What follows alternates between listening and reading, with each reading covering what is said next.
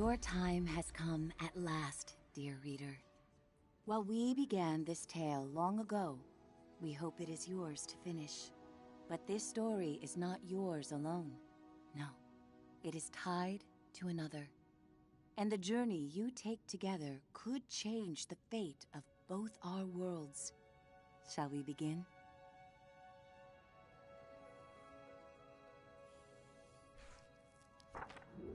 They called it the Cinder Night. What came from those dark, starless skies would change the world of Moss forever.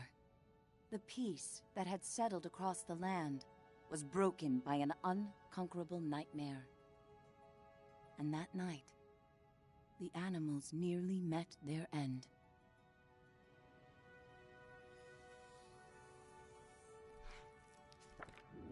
First, they killed the king. A winged creature broke from the shadows and plucked him from his royal bedchamber high atop the tallest tower. Next, the serpent Sarfog and the armies of the Arcane tore up from the underworld. They ravaged the castle in search of that which gave the king power beyond understanding. One of the fabled glass relics.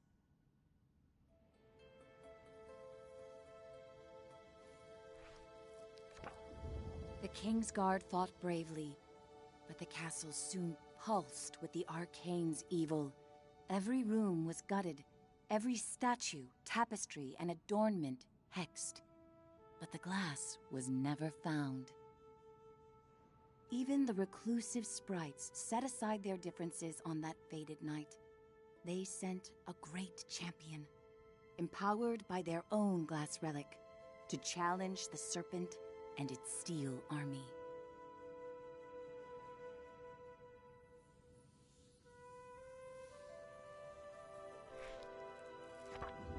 Meanwhile, Sir Argus, commander of the Kingsguard, led the survivors west through a temple long abandoned by their ancestors and far away from their newly risen enemies. It was an arduous escape. Finally, after passage beneath the impassable mire, they found refuge in a clearing hidden safely in the trees.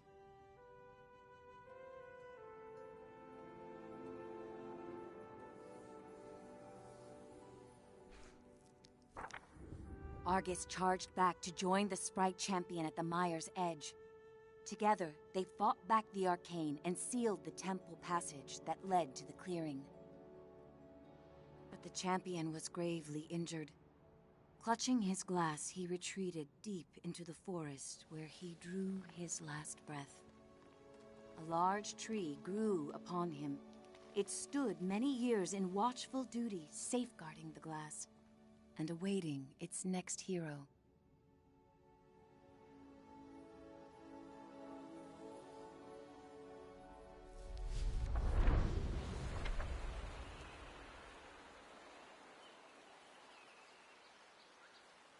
That hero, albeit an unlikely one, did arrive at a time she'd be needed most.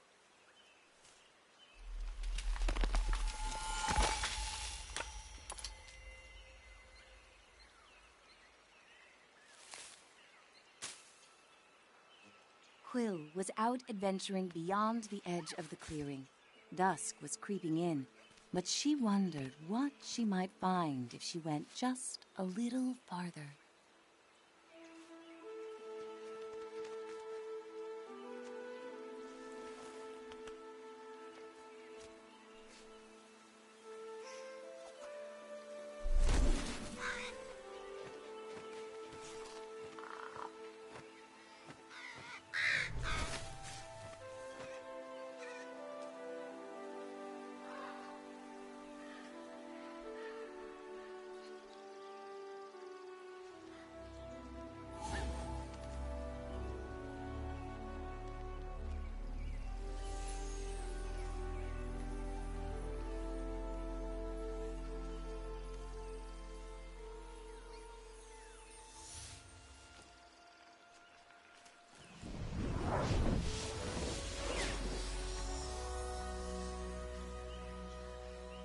She was not exactly sure what she roused, but she felt no danger from the beings silently peering down at her.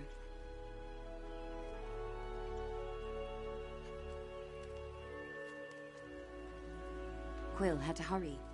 The village gates would soon close, and night would follow.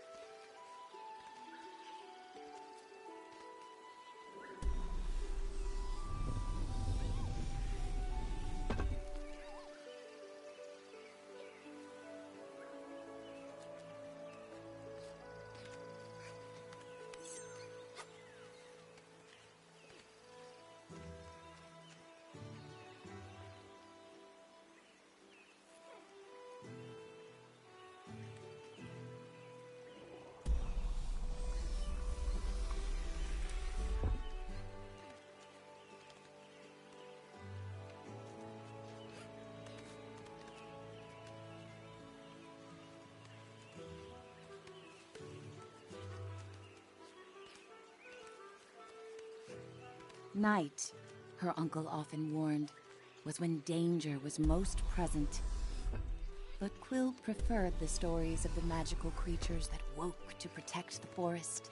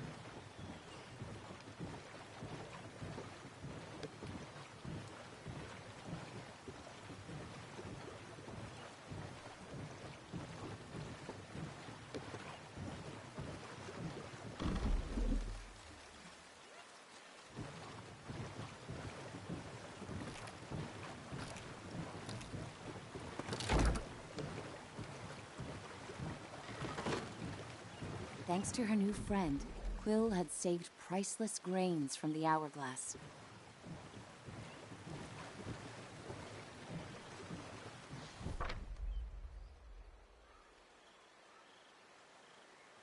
She raced to the door of the cottage she shared with her uncle, hoping once he saw her discovery, he'd lose himself in tales of its legend.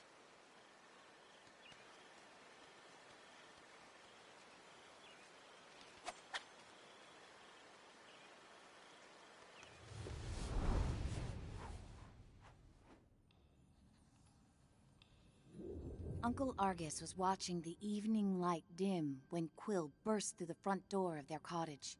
Uncle! Uncle, there's something you have to see! Out past the bell again, he scolded. Quill, I've told you countless times.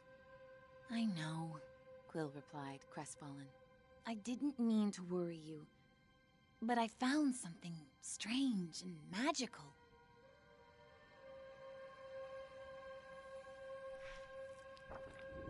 Quill's hands trembled as she showed him the glass. What is it? She asked. A look of panic spilled over her uncle's stoic exterior. Where did you find this? Roared Uncle Argus. Quill had never seen her uncle so shaken.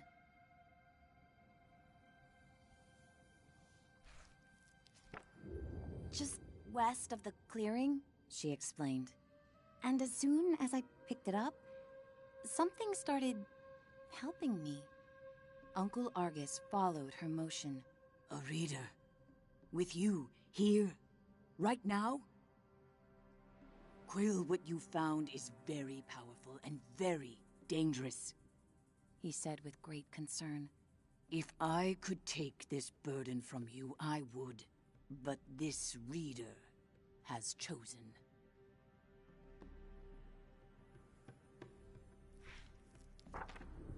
Even with the moon full and bright, I must go right away. Quill pressed. Where are you going? I can help. We can help. No, he snapped. They'll find you and tear you apart. I have to go alone. It is for your own safety and for everyone here in the clearing. His long, heartfelt hug told her he was heading for danger.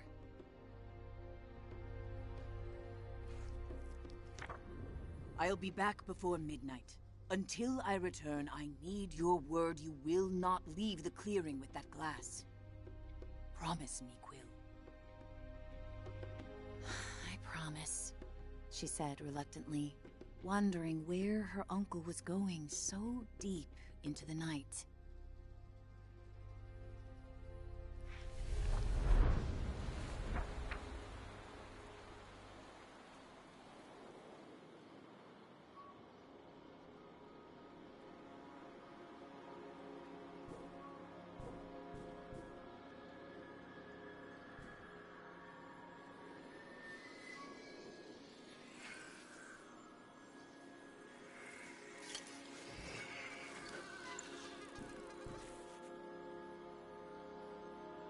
Hey, kid! Kid! Wake up! Hey, kid, over here! I know where your uncle went. I can show you. You're twofold now. Very important. Bring that glass, and your sidekick, too. We're going to need them.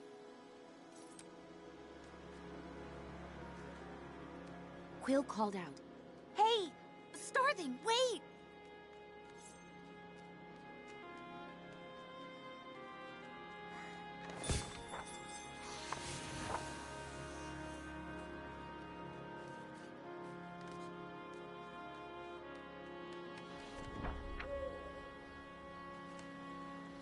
Quill had never met a Starthing.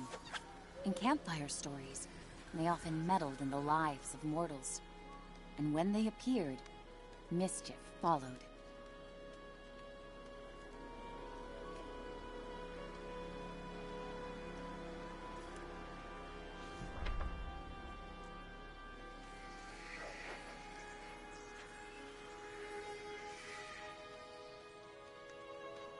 Passage through the eastern gate was strictly forbidden.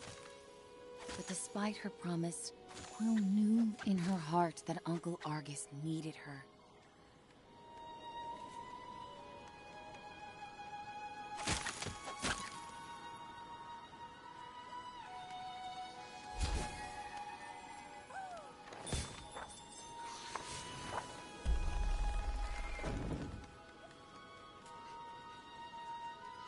Quill demanded answers. Starthing, you can't just barge in here with your riddles. Where is he? What do you know?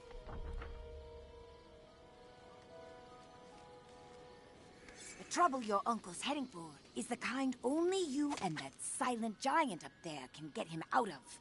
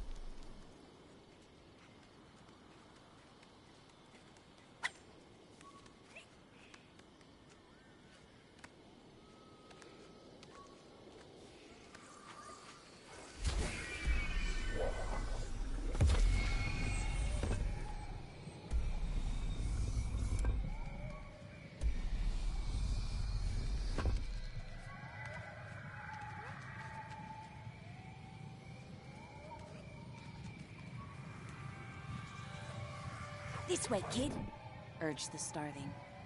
And don't forget to tuck your ears in.